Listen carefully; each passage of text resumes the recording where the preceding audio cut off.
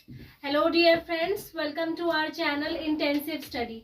जैसा कि आपको पता ही है कि हम क्लास 7 की मैथ्स कर रहे हैं एनसीईआरटी की, और हम चैप्टर कौन सा कंटिन्यू कर रहे हैं? We have been continuing the chapter of data handling. हम चैप्टर 3 को कंटिन्यू कर रहे हैं, डेटा हैंडलिंग। इस क्वेश्चन के फर्स्ट पार्ट में हमसे पूछा है कि 1989 में कितनी बुक्स बेची गई, 1990 में कितनी बुक्स बेची गई और 1992 में कितनी बुक्स बेची गई। तो सबसे पहले आते हैं 1989 पे। देखिए, आप इस बार ग्राफ को ध्यान से देखिए, ये 200 पर नहीं है, ठीक है। अगर ये 200 पर होता तो ये ठीक 200 के सामने इस तरीके से खत्म होता, लेकिन ये यहाँ पर नहीं है। ये 100 से काफी ऊपर है, बट 200 से थोड़ा सा नीचे है। तो इसको हम ऐसे एक्सप्लेन कर सकते हैं, अगर ये 100 और 200 का हम दो पॉइंट्स लेते हैं तो इनके बीच में हम डिफरेंस कैसे निकालेंगे? 100 और 200 के बीचों बीच आएगा 150, ठीक है। इनके बीच में 25 का डिफरेंस क्या आएगा? 125, और इनके बीच में क्या आएगा? 175। इस तरीके से आप 100 और 200 को डिवाइड कर सकते हैं 25-25 का डिफरेंस लेके। पहले 100, फिर 125, फिर 150, फिर 175 और फिर 200। अब ये जो 1989 का ग्राफ है, ये 200 पर नहीं है, 200 से थोड़ा सा नीचे है, यानी कि ये 175 पर है, ठीक है। थोड़ा सा 25% नीचे है, 25 जो है बुक्स नीचे है। बुक्स का गैप है यहाँ पर, ये ईयर्स हमें शो कर रहा है, हॉरिजॉन्टल लाइन और वर्टिकल लाइन शो कर रहे हैं नंबर ऑफ बुक्स। तो ये 25 बुक कम है, इसलिए ये 175 पे है। तो 1989 में 175 बुक्स बेची गई हैं। बुक्स को इकट्ठे लिख लेंगे। अब आते हैं 1990 पे। ये जो 1990 है, आप देखिए कि ये भी जो है ये 500 पर डायरेक्टली लाई नहीं कर रहा है। अगर ये 500 पे लाई करता तो ये यहाँ से शुरू होता, लेकिन ऐसा नहीं है, ये 500 पर नहीं है और ये 400 पर भी नहीं है। 400 पर होता तो ये कुछ इस टाइप से इधर इसका बार ग्राफ बनता, लेकिन वो भी नहीं है। 400 से काफी ऊपर और 500 से थोड़ा सा नीचे, तो इसे भी आप ऐसे ही डिवाइड कर लीजिए। ये 400 है, ये 500 है, ठीक है। 25 का डिफरेंस ले लीजिए। 425, बीचों बीच 450 और यहाँ पर 475, ठीक है। तो ये जो बार ग्राफ है ये 500 पर नहीं है, 500 से 25 नीचे है, ठीक है, थोड़ा सा नीचे है। तो इसको मैं मान लेती हूँ कि ये 25 कम है 500 में, 475 पर है, ठीक है।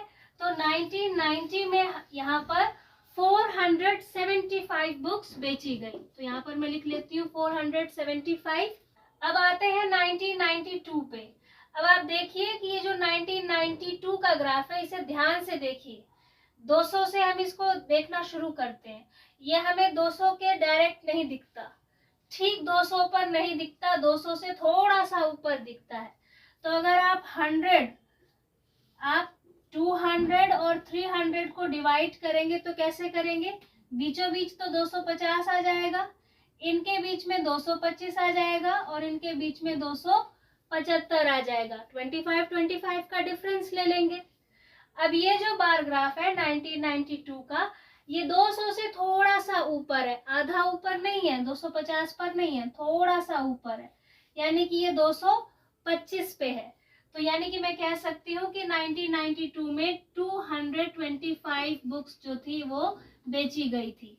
तो 175 बुक्स 1989 में, 475 बुक्स 1990 में और 225 बुक्स 1992 में बेची गई। इस क्वेश्चन के सेकंड पार्ट में हमसे बेसिकली ये पूछा गया है कि 475 बुक्स किस ईयर में बेची गई। तो अभी हमने फाइंड किया था 475 हमें कहाँ मिलेगा? 500 और 400 के बीच में मिलेगा। तो ये तो ऊपर हो गया, 500 से ऊपर है ये। 500 और 400 के बीच में ये वाला ग्राफ है, ठीक है, और ये 500 से थोड़ा सा नीचे है। तो अभी हमने फाइंड भी किया था कि 1990 में 475 बुक्स बेची गई है, क्योंकि ये बीचों बीच भी नहीं है, ठीक है, 450 भी नहीं कह सकते और इसे 500 भी नहीं कह सकते, तो थोड़ा सा नीचे कह सकते हैं 475। 475 बुक्स 1990 में बेची गई। सेकंड आते हैं 225 बुक्स, 225 किताबें कब बेची गई, वो भी अभी हमने फाइंड किया था।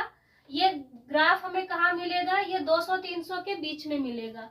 तो ये ईयर है 1992। आप देख सकते हैं ये 200 के ग्राफ से थोड़ा सा ऊपर है, तो यानी कि 225 किताबें 1992 में बेची गई।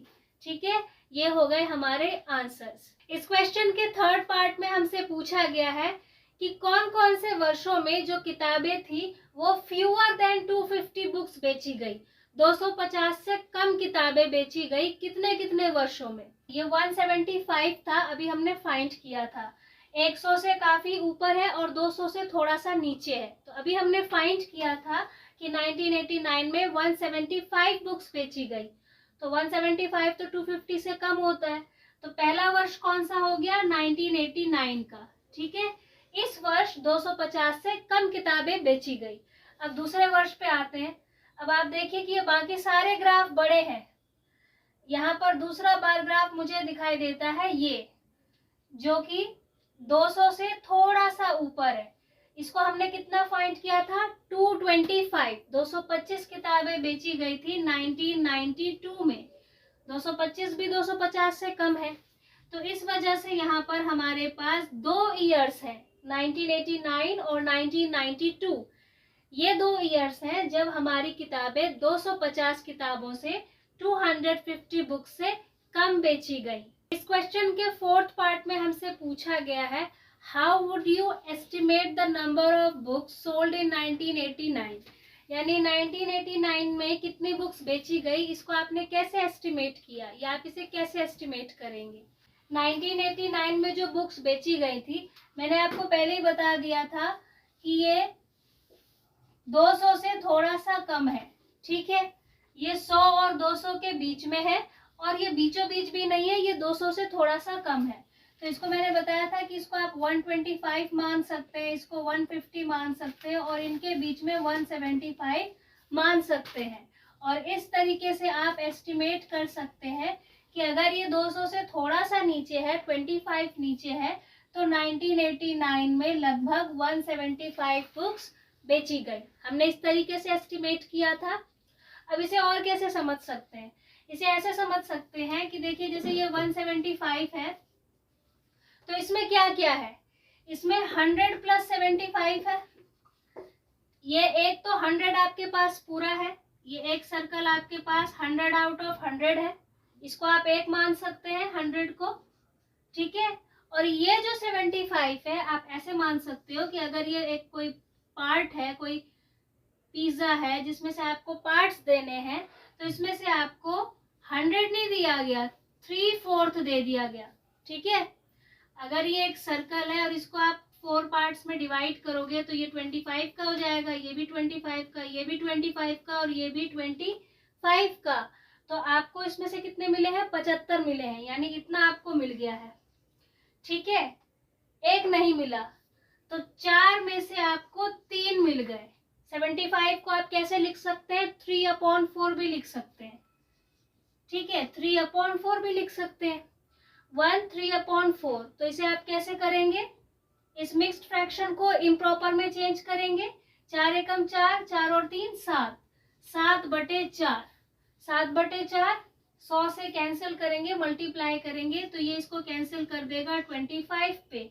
अब फिर जब आप इसे मल्टीप्लाई करेंगे, 7 5 = 35, 3 आएगा यहाँ पे, 7 2 = 14, 15 16 17। अगेन हम आ चुके हैं 175 पे। तो इस तरीके से हम इसे एस्टिमेट कर सकते हैं कि हमने 1989 में कितनी बुक्स बेची। उसको हम इस तरीके से भी एस्टिमेट कर सकते हैं, समझ सकते हैं। Thank you very much for watching this video.